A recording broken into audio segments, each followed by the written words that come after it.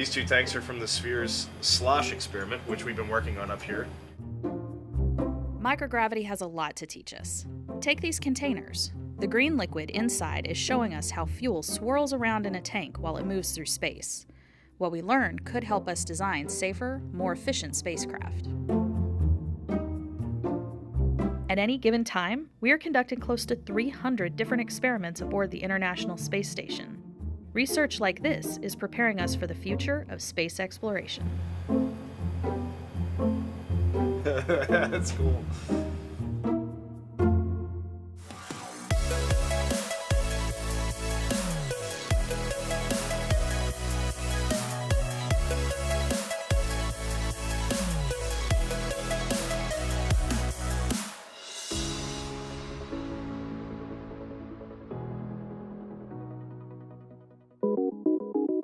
We really can't mimic the environment on the space station anywhere on this planet. And it's what makes it such a special place and why scientists from many universities, several companies, like to send their science up, because once you remove gravity, many things act differently. This season, we're exploring why we send science to space and what it takes to get it there. Spoiler alert, you don't have to be a rocket scientist to conduct research in microgravity. So this is our first project that is going up to the station, and our first project working with anyone involved in the space program. So it's a very exciting time for us. The transition from what am I going to do with my life in the middle of graduate school to here I am sitting in Houston getting ready for our launch. I can't hardly believe that it's actually happening. Meet Elaine, one of the co-founders of Tympanogen, a medical device startup based in Virginia. Her company is developing a gel patch that can serve as a replacement for eardrum repair surgery. That could have huge benefits here on Earth, but launch that gel to space, and the opportunities for use grow even more. First, we have to back up a few steps. Putting your life's work on top of a rocket may seem like a daunting task, but there's a system in place to help scientists who know nothing about spaceflight get their research into orbit. You see, NASA and its international partners aren't the only source of science aboard the space station. The ISS U.S. National Laboratory creates pathways to space for companies, universities, and even young students. If you're starting a journey into the unknown, it helps to have an expert at your side to navigate the way. The National Lab connects researchers with implementation partners who provide resources and guidance for taking an experiment from Earth to microgravity.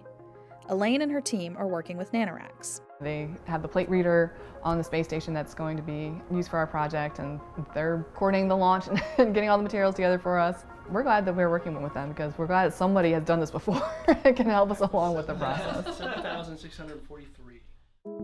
The project that we're sending to the space station is looking at how hydrogels behave in microgravity conditions, and we're specifically looking at how the structure changes and how drug release profiles change in the absence of gravity.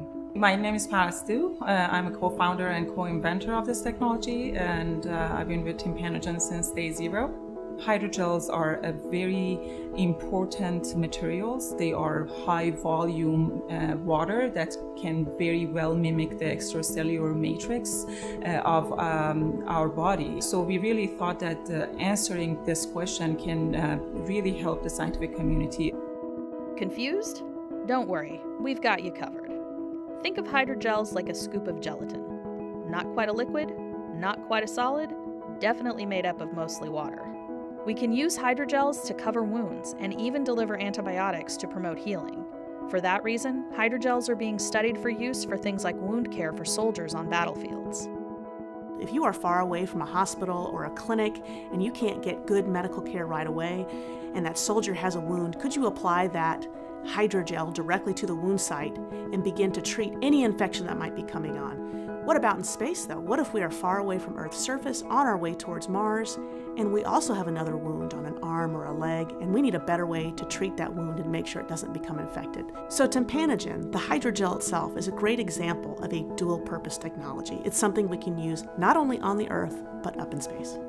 This research could provide previously unknown foundations for future hydrogel studies.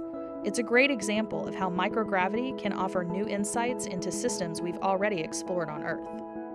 The data that we're collecting is so basic science that it's hard to find those sorts of projects at this stage. As a researcher, that's really exciting for us as well. And it's in space.